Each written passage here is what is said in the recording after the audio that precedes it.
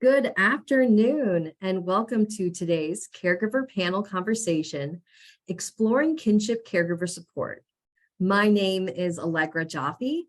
I am a social service specialist with the Caregiver and Supportive Service Unit with the Fairfax Area Agency on Aging. A few housekeeping items before we begin today's session. Today's presentation is being recorded, and a link to the recording will be sent to you a week from today. You should have also already received the slides from the organizations in an email this morning. We will have a Q&A session at the end of the hour with our panelists. So you can ask questions using the Q&A box on your Zoom panel. We have also enabled closed captioning. So if you need closed captioning, you can enable it on your Zoom panel and show captions throughout our program. And lastly, we do have a survey at the end of our hour together. If you could please answer those questions, it really does help us create programs that are relevant and interesting to our caregiving community. Now, I would like to set the stage for our panel conversation today. So according to the 2020 American Community Survey, nearly 4,000 children in Fairfax County are being raised in kinship care by grandparents, relatives, or close family friends when their parents are unable to do so. When children must be separated from their parents, kinship care provides children with the opportunity to grow and learn in a supportive, loving, safe home environment while retaining a sense of family, cultural heritage, and community ties. It is imperative that kinship caregivers have the support that they need when children are placed in their care. So today I would love to introduce you to our panelist. That's going to be Robyn Wind, Grand Voice Support Coordinator with Generations United, Mary Elizabeth S. Fleming, the Parent Education Program Coordinator with Fairfax County Department of Family Services, and Sarah Smalls, Kinship Family Consultant with Formed Families Forward. So to start us off, I'm going to have Mary Elizabeth join us on screen and come on camera with us just to share more about the parenting resources that the Department of Family Services offers here at Fairfax County. Hi, great. Thank you. It's good to be here. So yes, I'm with the Parenting Education Programs. We're part of the Department of Family Services under the Child Abuse and Neglect Prevention Program. And we have parenting classes for all ages. They're open to anyone in Fairfax County. We have people who, just interested parents who want to take classes. We occasionally will have people who are court ordered to take classes, but they meet everyone's needs if you're raising children. So our main parenting classes are divided into 3 different age ranges. So if you have kids from 0 to 4, 5 to 11, or 12 to 18, which is our teen classes, we offer those. We also have ARC Reflections, which ARC stands for Attachment, Regulation, and Competency, and that is our trauma-informed class. So kids who've experienced trauma and teaching caregivers how to care for children in those situations, how to build strengths and connection with the kids. We also have parent cafes, and we do those about once a month, and those are we just cover any topic, anything from ADHD to managing screens with kids. Again, that's open to anyone. We just send out the link beforehand, and it's very open. It's an opportunity to just be in community with other parents and caregivers and encourage one another and just have an open conversation. And our classes, our parent cafes are always virtual, but our classes, the age range classes and ARC Reflections are, we do them in person and virtual. So if they're in person, we meet in churches and community centers. We provide dinner, and the children can come. So they have a separate program for them. So those are our classes. And we also have the parent support line. And that is our telephone number where it is open Monday through Friday. That's 8 a.m. to 4:30 p.m. And any parent or caregiver can call and ask any questions if they're struggling with something. If they want parenting advice, they can call. They can register for a class that way. We can refer them to resources. So we have a staff members who are in the parenting education program staff that. So it's a great resource to the community. So thank you. Thank you so much, Mary Elizabeth. And if we can now have, let's see who's on our next list. Robyn Wind with Generations United, come join us on camera and share more about Generations United. And Robyn, if you can come off mute for us, thank you so much. That would be helpful, wouldn't it? Okay. Hi, everyone. My name is Robyn Wind, Tiger. I just want to introduce myself really quickly and do a short introduction to Generations United. So I live on the Muskogee Creek Reservation in Oklahoma. About 9.5 years ago, I became a kinship care provider for my grandson. He was 4 months old at the time. And so currently I'm raising him and also caring for my mother who has dementia. Allegra, you can move on to the second slide. All right, so I just want to introduce you to our Generations United staff for the National Center on Grand Families. First, we have Jaya Peterson-Lint, who is our Deputy Executive Director, Jamarl Clark, who is our Assistant Director for the National Center on Grand Families, myself, and then we have Karen Gillespie, who's also a grand voice like I am, and the project coordinator. Next slide, please. All right, so Generations United is a national nonprofit organization that works to improve the lives of children, youth, and older people through intergenerational collaboration, public policies, and programs for the enduring benefit of all. We do have a wonderful intergenerational program, which is stellar, but today I'm going to focus on our National Center on Grand Families.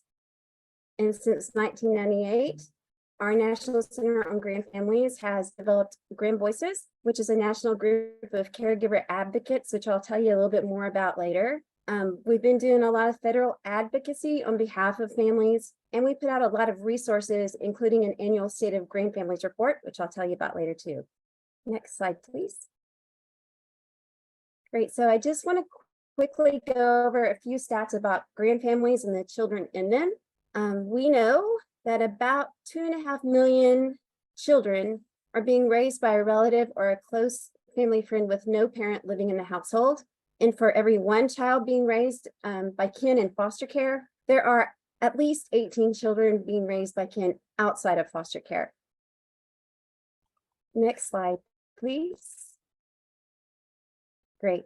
So we know that children, when they can't be raised by their parents, it's best for them to be raised by kin. And some benefits to that are that children are more likely to be in a stable and safe placement that maintains their ties to their siblings and communities.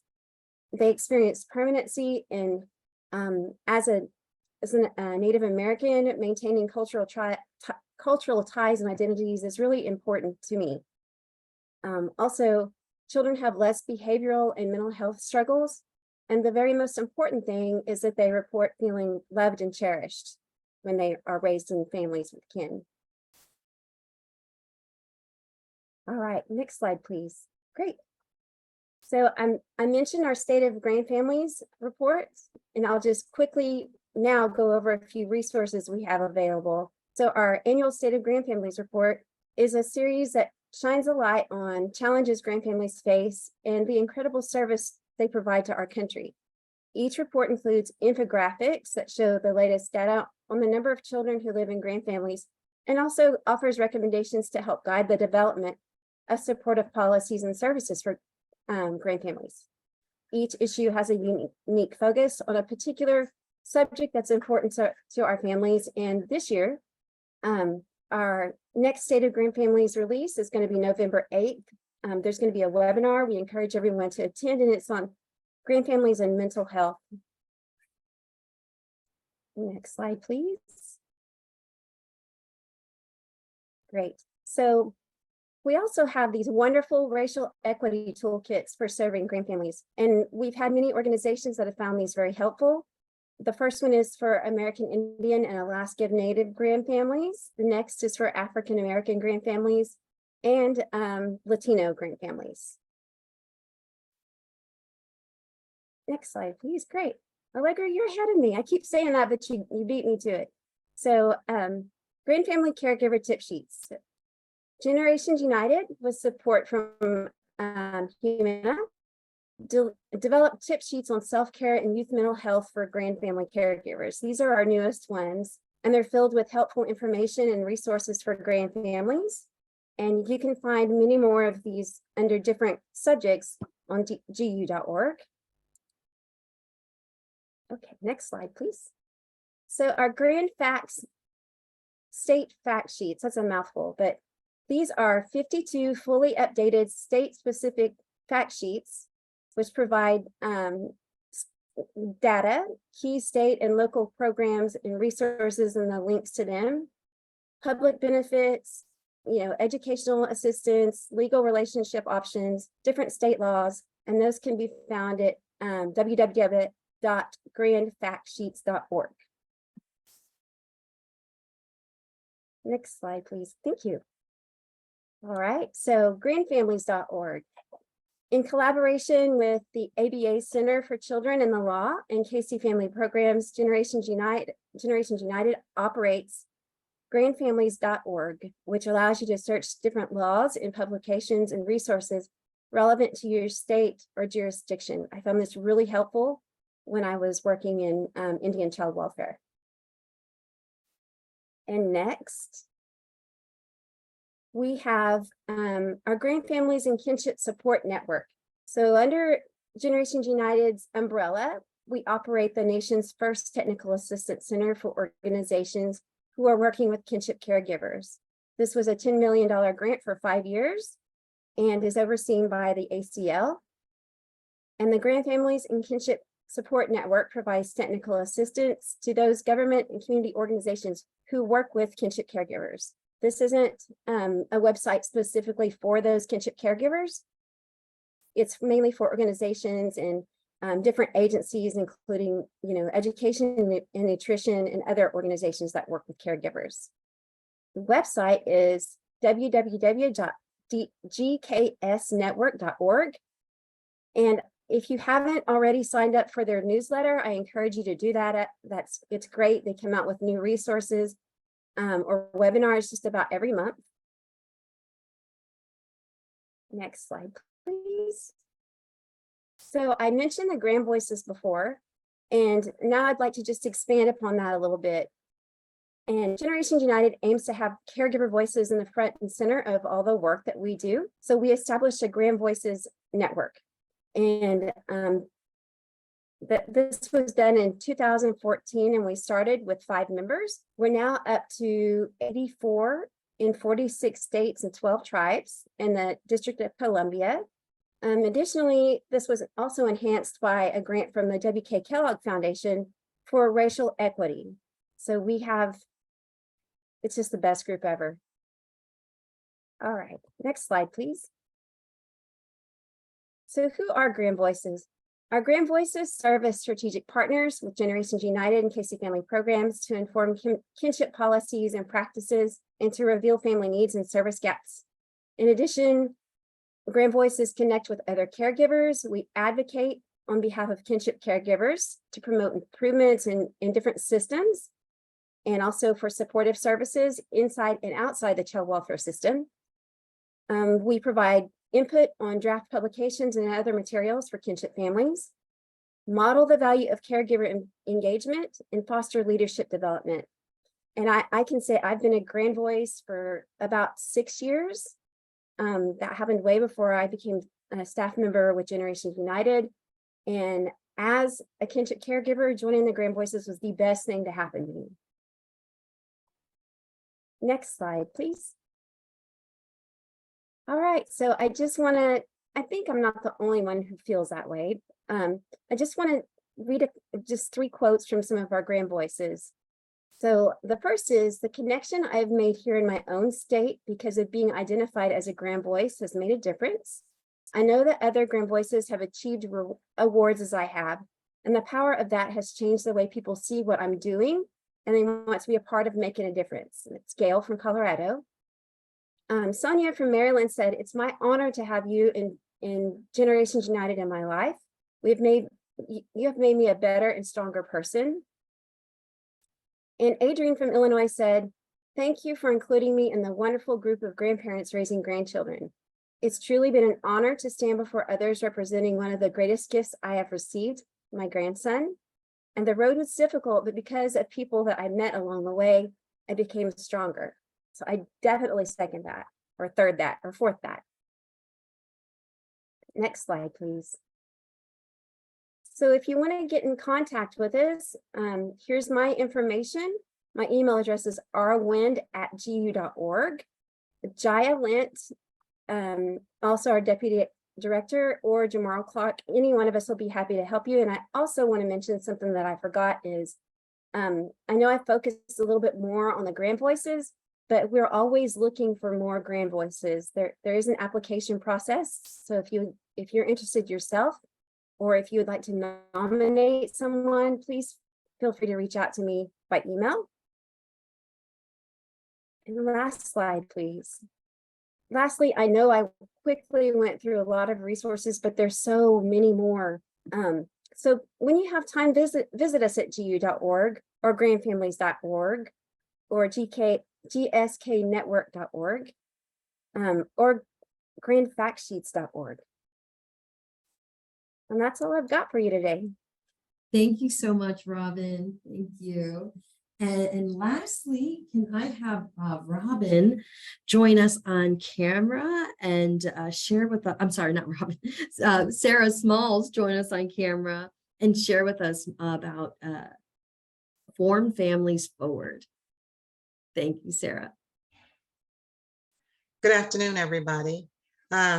My name is Sarah Smalls, and I'm a Kinship Family Consultant for a nonprofit, Formed Families Forward. I'm also a kinship caregiver, raised my 3 grandchildren. Formed Families Forward is a local nonprofit for foster, adoptive, and kinship families whose children have special educational needs. Next.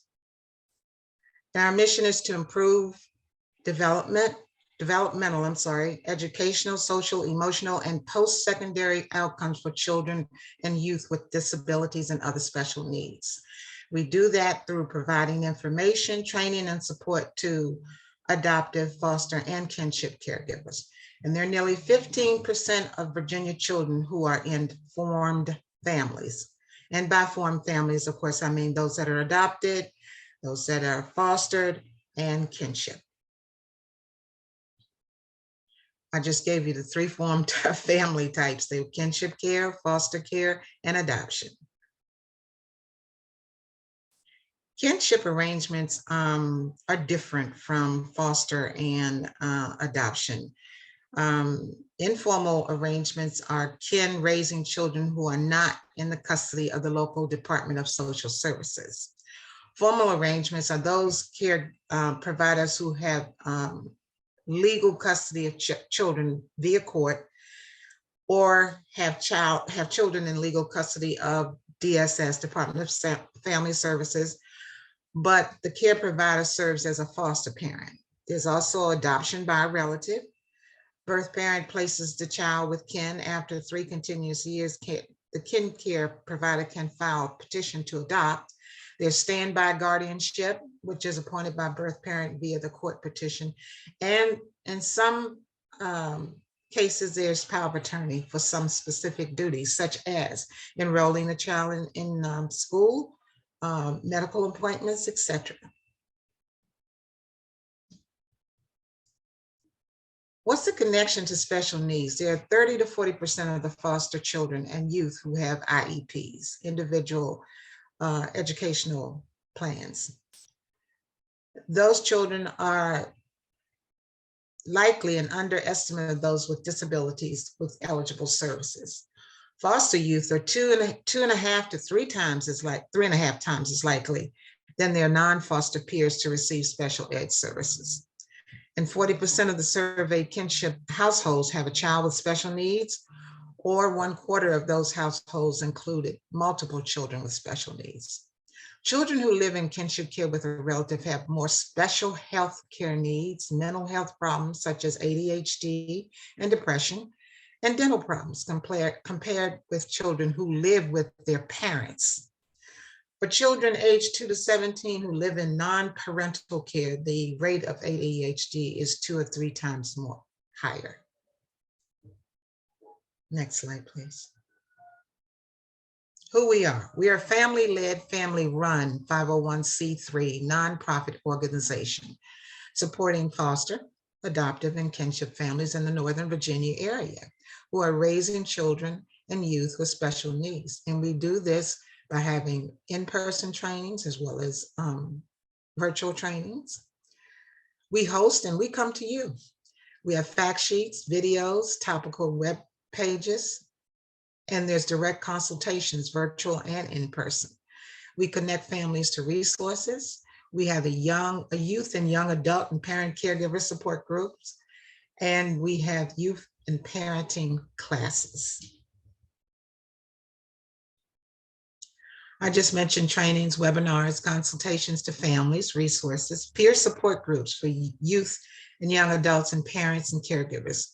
Parenting classes and systems navigation are all free of charge to families and professionals who serve the families. We not only offer these things to the families, but we also offer them to professionals who are dealing with families, such as Department of Family Services employees, social workers, and what have you. Last year, I think we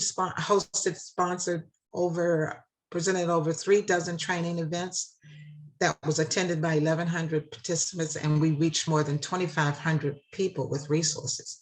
And 98% of the participants who completed the evaluation agreed that the presenters know the content well. 99% of the responding participants agreed that the training materials were of high quality. We also have a resource directory. It's an online interactive Northern Virginia family resource directory that tells you there are different topics: adoptive, foster, and kinship services. It has educational services, legal advocacy, medical and healthcare services, mental and behavior health services, and transition services for those young youth who are aging out. You can narrow your search by jurisdiction if you need to, or insurance, Medicaid, and trauma. Our address is formfamiliesforward.org.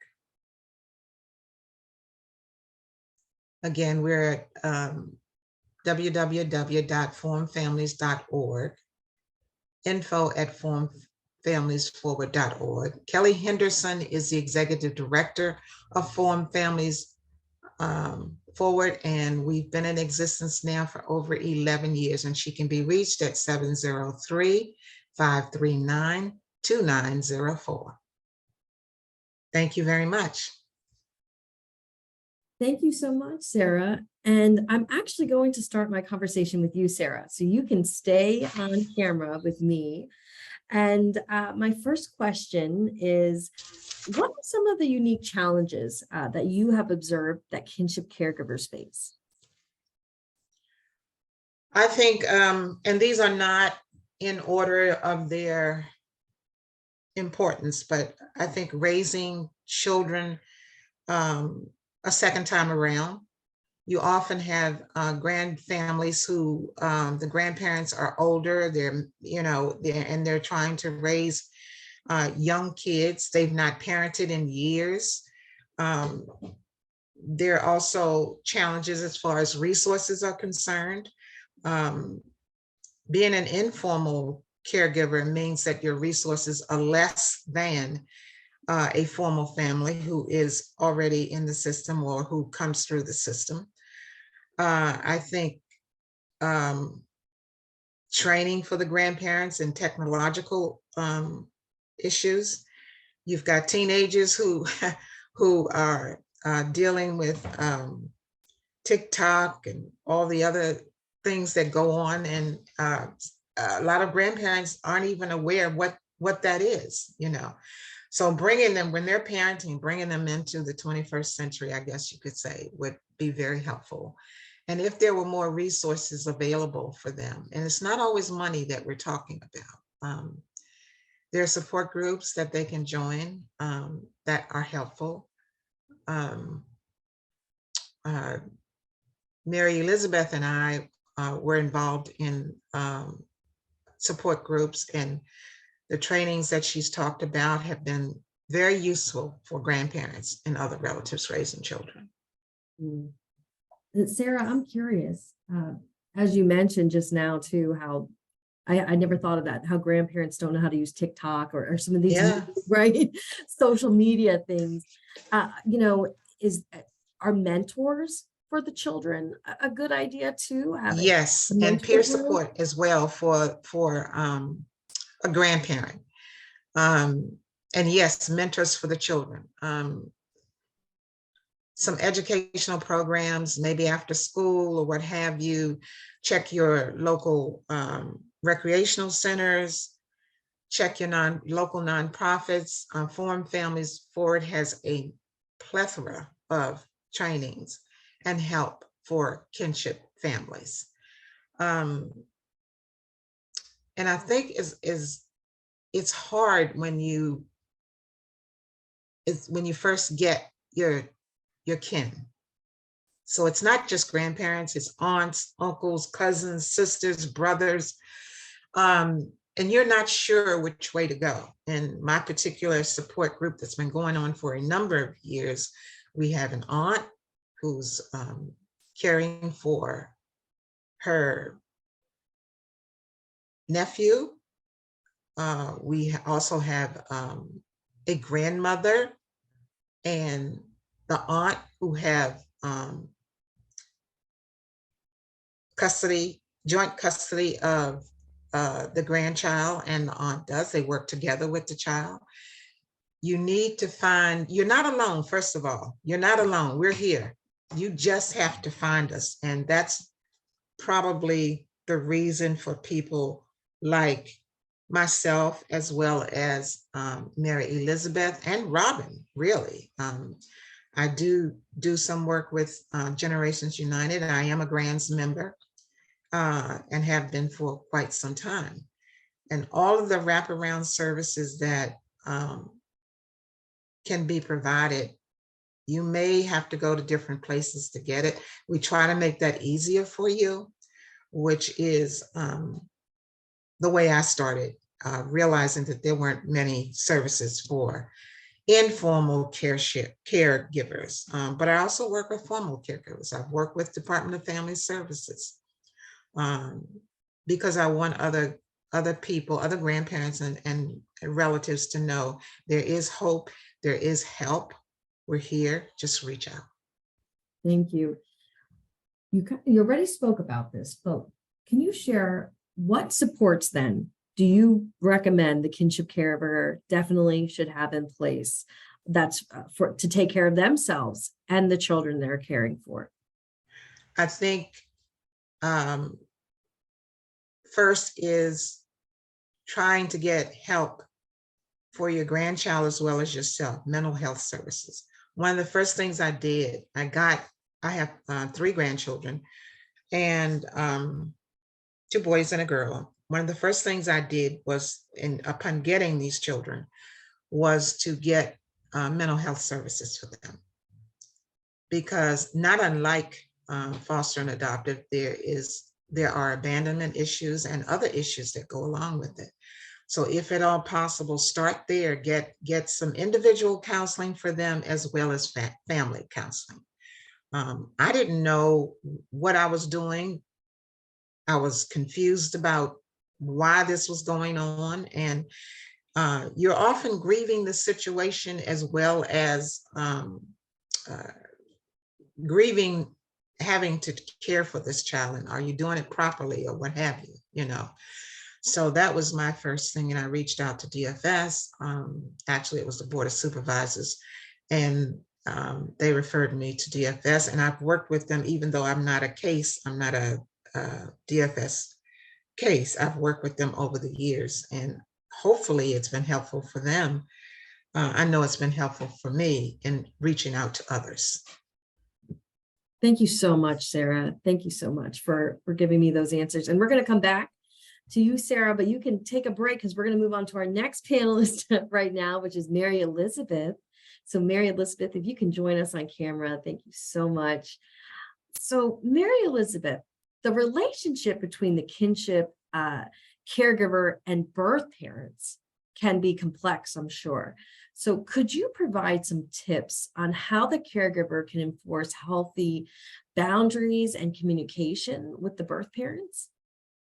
Yes, absolutely. And I liked your word complex, because that, those kinship dynamics are incredibly complicated and complex. And one of the things, to understand boundaries and how hard they are in kinship dynamics and kinship families are the relationship between the kinship caregiver and the birth parent. That relationship existed first before the child came along. That may be that it's the a grandmother's child, adult child, or it may be their sisters.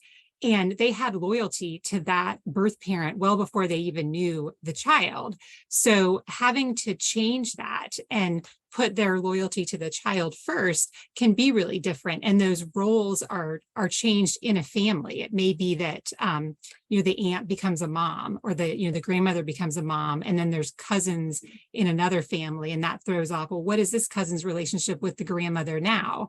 And so there's just a big sort of upheaval of roles in a family. So it's just important to kind of understand that changing your loyalties and, how you function in a family can be really different. And of course, healthy and appropriate boundaries for each family are going to look very different. It depends on their unique situation. But, it's important to think about, the child, and that in this situation where you're trying to set some tough boundaries, the child needs to come first, and to think, who deserves your help first, and who is less able to help themselves.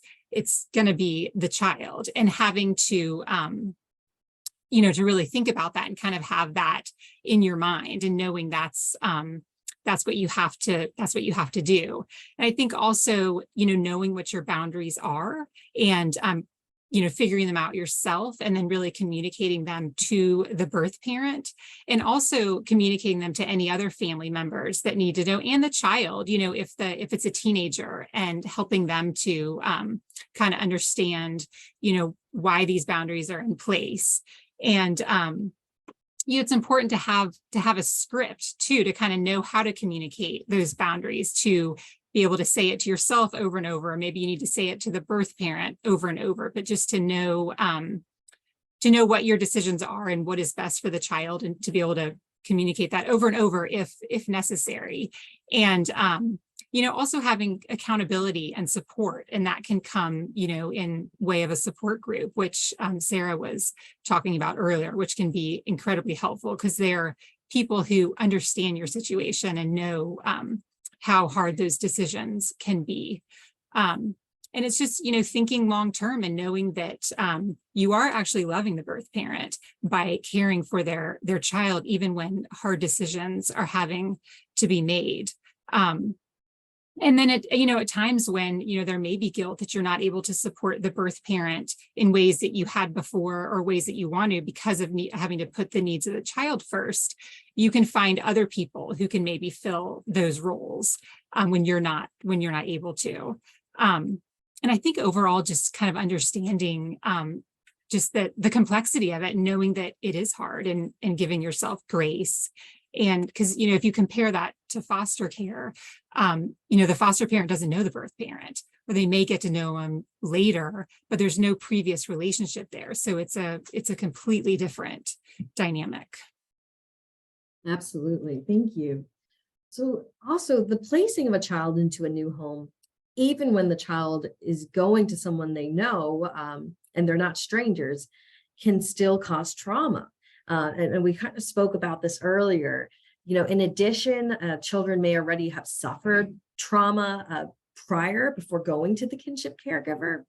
So can you speak about how does trauma affect the child and the caregiver.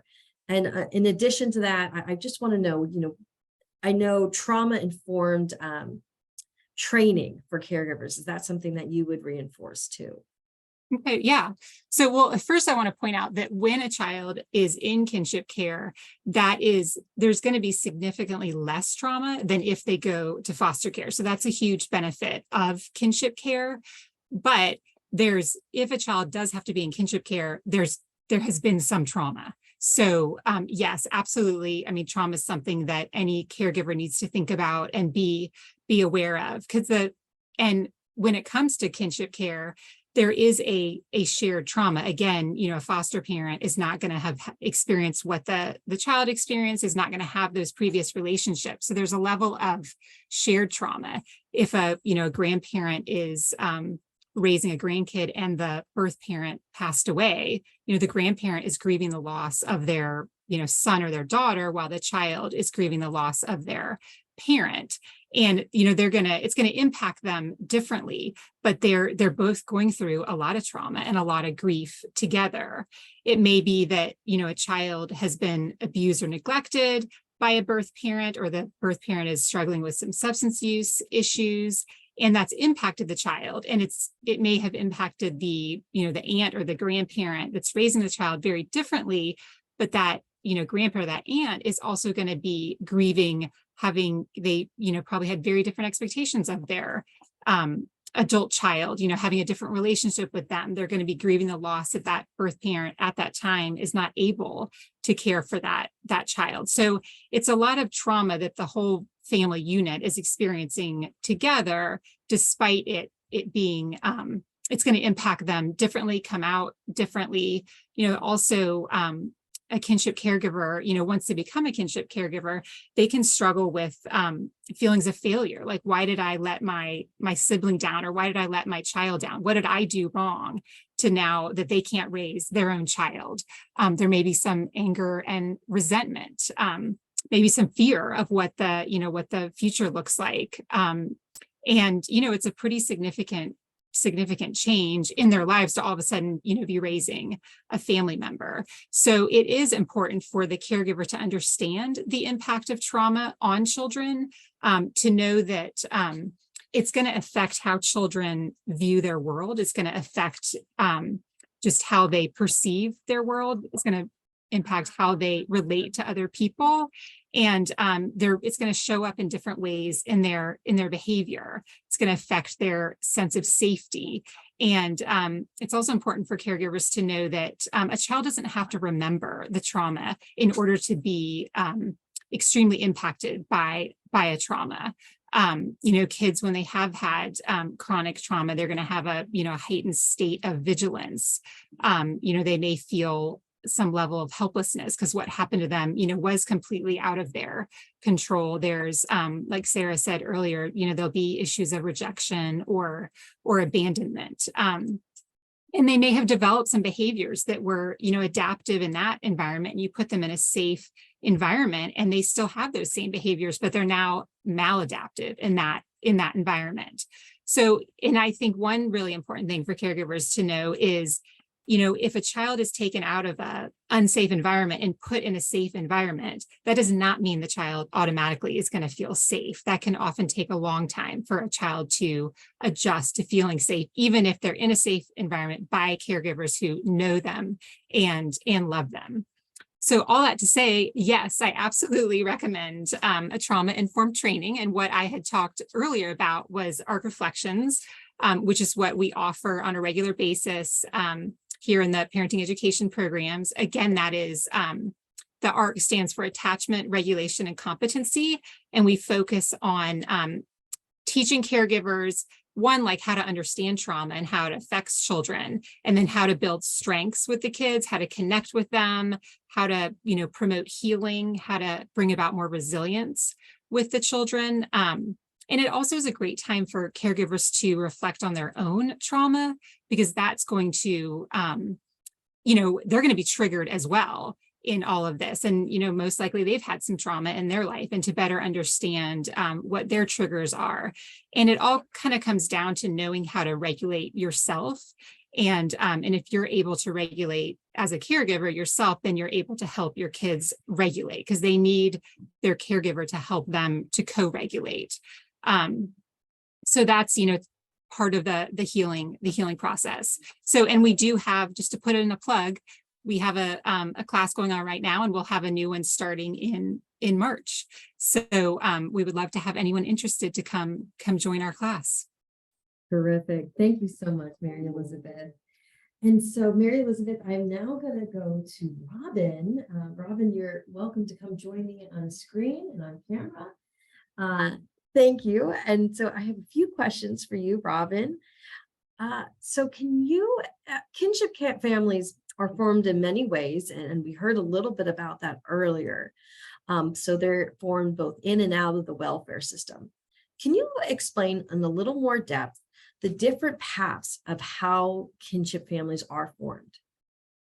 Sure, Allegra, there's just a myriad ways that happens. For example, informal, parents may be having mental health issues. They may be about to go on military deployment. There may be an illness, or they may have lost their job. It could just be anything where they feel like they can't care for their children and need help doing that. For formal, if a child's taken into custody, it could be, abuse or neglect. There could be substance use issues, incarceration, mental health again. So there's just many different ways that families are formed. Thank you so much. And my next question, Robyn, is what are the main benefits and rewards of kinship caregiving? So we went over a few benefits earlier for the kids, and we all know that it's just better for them to be with kin. But rewards, myself as a kinship caregiver, I can tell you that it was hard at first. My little guy was hurt, he was ill, and he did not sleep more than 2 hours for like 4 years. So I was exhausted, and the first night I got him, he cried all night. And so about 4 o'clock in the morning, I started crying too. And, but looking at where he has come from, and he's 9.5 now, and he's a big, strong, tough boy, and he plays lots of sports, and he's healthy. That makes it all worthwhile. It's a hard road to hoe, like my grandma used to say, but I know that I have provided him a stable base, a loving base, secure base to build the rest of his life on. And he knows that I love him, and I have tried to work together with, both mama and daddy and mom's family to make sure that there's a herd of people around him where he always knows that we love him and there's his people. So I think it's hard. I think it's expensive, but I also think it's worth it, because our little guys that we're raising now are the future, and they're going to be the ones to take care of us and lead this country on. Thank you so much for that beautiful response, Robyn. Thank you. And at this point, I'm going to invite all the panelists to join us on screen. Everyone can come on camera. And I want to thank all the panelists for setting the stage for our discussion to follow. Now we're going to turn to our audience, and I'm going to invite you to submit your questions. You can use the Q&A box on your Zoom panel if you do have any questions for us. And if you have a specific question for the panelists, just include their name in the Q&A so I can direct it towards them. And while our audience is working on questions, I do have another question, of course. And Mary Elizabeth, you mentioned regulation. And it's not a term that maybe everybody knows. So could you just explain, you mentioned how the children need to learn how to regulate, and parents and kinship caregivers can help them regulate. What does that mean to regulate? So a lot of times any child, when you think about an infant and an infant's crying, in order for a child or an infant to regulate, to calm down, they need parent or a caregiver to hold them and, bounce them or feed them or do what, they need someone else to help them to calm down. And so regulate is if your emotions get, very high, feeling out of control, how do you get back to kind of a base level, something that feels, more comfortable? And, when kids have had a lot of trauma, they have a hard time regulating, and they may not have had the caregivers who can help them learn how to regulate. It's a learned behavior. So, and that, applies to anyone. We can all get, angry or upset, or get, on sort of the other side, like depressed and need to regulate to where we can be at a more comfortable sort of baseline area. So, and really in any kind of, caregiving, parenting type role, you have to be the one to maintain the calm and, to be the adult and to help a child get back to, a more comfortable place. So, and that just is all heightened with trauma. Thank you so much. Thank you, Mary Elizabeth. I have a question from the audience, and anyone can answer this, and everyone can join in. The question is, what about parent jealousy? When children are seen as happier with the kin, and then they want the child back, and it's a revolving door. I'm happy to go with that. That's hard. And I'll just tell you that I'm at a different place now as a caregiver than I was 9 years ago. But my son was my grandson's father, and I had a very easy relationship with him. And he understood that now it was time for, me to take care of the baby. He's grown, he makes his own choices, he has to take care of himself. But the baby's mama, and I understand that because he was so small when he was removed from her. That is a work in progress, our relationship. So we've kind of had to agree to disagree on some things, because now we co-parent. There's a court order and we co-parent. He's with me 4 days out of the week. Sometimes, a lot of times it's more, but I want her to be able to grow and be safe and be strong, to become a safe and stable mama for him. So my goal is to make sure that he knows he's loved, he's safe, he's stable, he's secure. But that also, I project that onto her too, because I need that for him, not for me, not because we like each other. We get along, but it's because he's more important than either of us not liking each other. So it's hard, and it's taken 9 years. So you just have to be willing to put in the work, because my realization was he was more important to me than me not liking her. So. Thank you, Robyn. Sarah, Mary Elizabeth, do you have anything to add to that? And I'll say the question one more time. What about parent jealousy when children are seen as happier with the kin and want the child back? Revolving door. I think just what Robyn said of constantly putting the needs of the child first, and knowing that that's the number one thing, and just trying to come to an agreement that the needs of the child is first. And it's hard to come to that realization, just as Mary Elizabeth said. You've known your child so much longer than your grandchild, and sometimes you wobble back and forth about what to do, but you do, as Robyn said, finally come to the realization, this is about my grandchild. I need to keep my grandchild safe. They need to know they're loved and cared for, and they need to have a consistent upbringing. So I agree with Robyn and Mary Elizabeth. Thank you. Another question about blame, and you've all mentioned this somewhere at one point, but often I've researched that when a grandparent, let's say, is taking care of their grandchild, there may be this blame that they didn't do something, happened in their parenting, and now they're taking care of their grandchild, and feelings of shame and blame. And we kind of discussed that. How how should the caregiver who's feeling that blame deal with that, the shame and the blame of being in this situation? And would you agree that that's a common response for kinship caregivers who are in this situation? I think it is. I used to ask myself, what did we do wrong? You know, my son wasn't a statistic.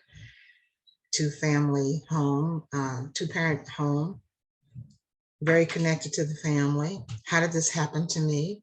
You know, so I felt very at fault, confused, you know, but after a while you realize that you did what you did the best you could when you did it, you know. You do get some lessons from it though, about things you wouldn't want to repeat, you know, with your grandchild. You do get some lessons out of it. At least I did, you know. So yeah, there's all of that, you know, and that's why grandparents and other relatives are hesitant to come forth, because of the shame, the guilt, and all of that. They're just very hesitant. We often say, I'm sure all three of us, Robyn, Mary Elizabeth, and myself, say, you know, it's hard reaching out, finding them, you know, to come out of the woodwork, you know, but when you do, they're out, you know. I just want to agree with Sarah, and you know, for myself, it was a shock because I was working in Indian child welfare. I was working in leadership and tribal foster care in my state, and it was my job to certify or to license foster home, tribal foster homes. So I knew all these people, and in fact, I had just chewed out the lady who called me, like on a Thursday. I chewed her out for something that she'd done to one of my tribal foster homes. And then the next day they called me and said, oh, Robyn, there's a baby in the hospital and his mama says that you're the grandma. So by Monday I had this baby, right?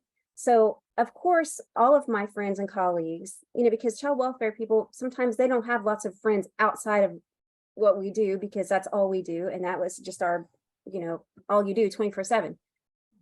So that was something I really had to work on is I lost some friends because they thought that, you know, well, you know, she must be a bad mom and it wasn't even about what my son did. It was a particular predicament my grandson was living in.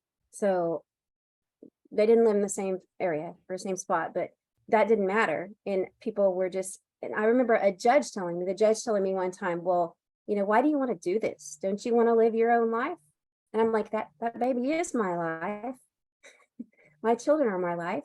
So, and I remember feeling so alone and so scared because with how hurt my grandbaby was, somebody should have been in jail. And I didn't know who that somebody was, but I was positive that they would figure it out soon, which they never did. But there's terror, there's exhaustion, there is shame, like Sarah said, and I know Sarah knows that she didn't do anything wrong to feel ashamed, but you still feel that way. And then, you know, later on, as the child gets a little older, right now, his buddies are like, why do you have two mamas? Because he calls me mama sometimes. My grandma's name is Money, but sometimes he still calls me mama. And his mama is there too. So he'll say mama, and we'll both turn around and say, you know what? So the kids are like, why do you have two mamas? You know, and so he is learning to explain that, but it's hard. Thank you. We had another question come in from the audience, and to any of the panelists can answer this one. What are your thoughts on handling the resentment you may feel towards your family that puts you and the child in this situation? So what are your thoughts on handling the resentment? Sometimes it just spills over, you know.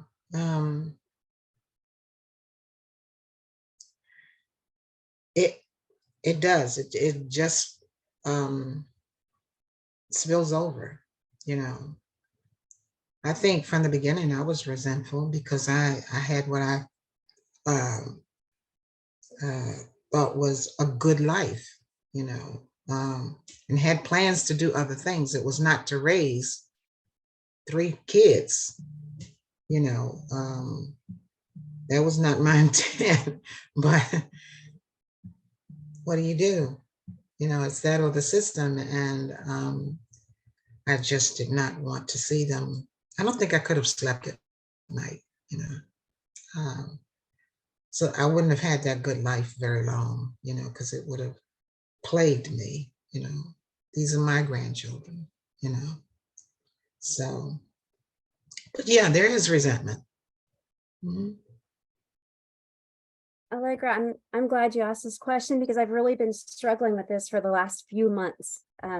My son died in June, and I know that prior to that, I was hard on him because of this situation. And so because I wanted him to help me more with his son. I wanted him to do this, do that, do this, do that. You know, I wasn't as hard on baby's mama as I was on my own son. And even though he really didn't get us in this predicament, I was still mad about it because, like Sarah said, I was a young mama, but I just become single, just had both of my boys out of my house. And if I wanted to come home and take a nap, that's what I did, right? Didn't have a whole lot of money, but I was starting to have some savings. So, and once you get a child, especially one that is very hurt and cries and doesn't sleep, and so you're up all night and all this stuff, you know, your buddies don't want to hang out with a screaming kid. So they're, you know, that, and I did, you know, they're off playing golf in Florida. Right now I'm at football practice every evening. So, it's hard not to be resentful. I understand that it wasn't all his fault. And so I'm feeling guilt now because I can't explain that to him. And I know that I was hard on him. So yeah, it's working through that myself, but it's been hard. Thank you. And I imagine the cafes you spoke about and these support groups would probably be a great place to discuss the resentment with other caregivers who are working through that as well, because it is I can't imagine emotion. And you know what you just said too, Robyn and Sarah, you know, the fact that you have this idea of what your life is going to be, you get to retirement or wherever you are in life, you're in your career, and this isn't something you choose. It just happens. And it's so different than foster care. I was a foster parent at one point and I got licensed, I took classes, and I knew I was going to be a foster parent. Where kinship care, it's just not the case. This is something happens and you're called upon and your whole life changes. So thank you to everyone who's a kinship caregiver, because it's such a sacrifice, but a beautiful sacrifice to make. And with that, I would like to ask, you know, one last question to the panelist, which is, what advice would you give to the kinship caregivers who are just starting their journey or in it? What's the one piece of advice that someone should take away? And we can start with Sarah, since you're unmuted. We can start with you. You're good. You're okay. And excuse me. I think if knowing what I know now, it would be take good care of yourself, because if you don't take care of yourself, you cannot take care of the person or people that you're supposed to take care of. You know? Thank you so much. Mary Elizabeth, would you like to share? Yeah, I was going to also say, you know, practice self-care, take care of yourself, and, you know, find a support group. You might need to make some new friends who understand your situation and understand that those boundary issues and the anger and resentment, and that your life has completely changed. And one other little tip is, you know, if you're a grandparent and you're grieving that role of being a grandparent, you know, maybe take one Saturday a week with that child and act like you're the grandparent again, and take, you know, half a day or the whole day and just be the grandparent. And if you give them a lot of candy, you'll still have them that night, but, you know, take back that role, you know, every now and then. Thank you so much. And Robyn? I agree with everything that was said. I think what would have been most helpful for me would have been peer support, whether it was a support group or some sort of mentoring or something, because it just felt like you were so alone, and I didn't have anybody to talk to who would understand. So if I had to do it all over again, that's the first thing I would do, and get into counseling, because I didn't realize the effect that the shock had on me until later. Thank you. Thank you so much, ladies. And it can be so isolating doing this alone. And so I'm so It glad. can be, yes. Allegra, there is one thing I want to say. We have in the area, we have a very robust support group. And Form Families Forward is the contact for that group. So if anybody online wants that information, just reach out to Form Families Forward or myself, and we can lead you in that direction, as well as Mary Elizabeth. Thank you. Thank you so much. Well, we are at the end of the hour, and I just want to thank all the panelists for your expertise in this terrific conversation. I hope that we're able to get more caregivers support that they need and should have in our community. I want to thank the audience for being with us throughout the hour as well, and for taking your time to be here. I do want to remind you, we do have a brief survey as you sign out, so feel free to share comments with the presenters and let us know what topics you're interested in, so we can continue to make programs that you're interested in for our caregiving community. And lastly, we do have another caregiver webinar coming up next Wednesday, November 15th from 12 to 1. And that will be on understanding common mental health conditions in older adults. So I hope everyone has a great rest of the day. Thank you again, Robyn, Mary Elizabeth, and Sarah for this time. I really appreciate it. And to our audience. Have a good weekend, everybody. Bye-bye. Take care, everyone.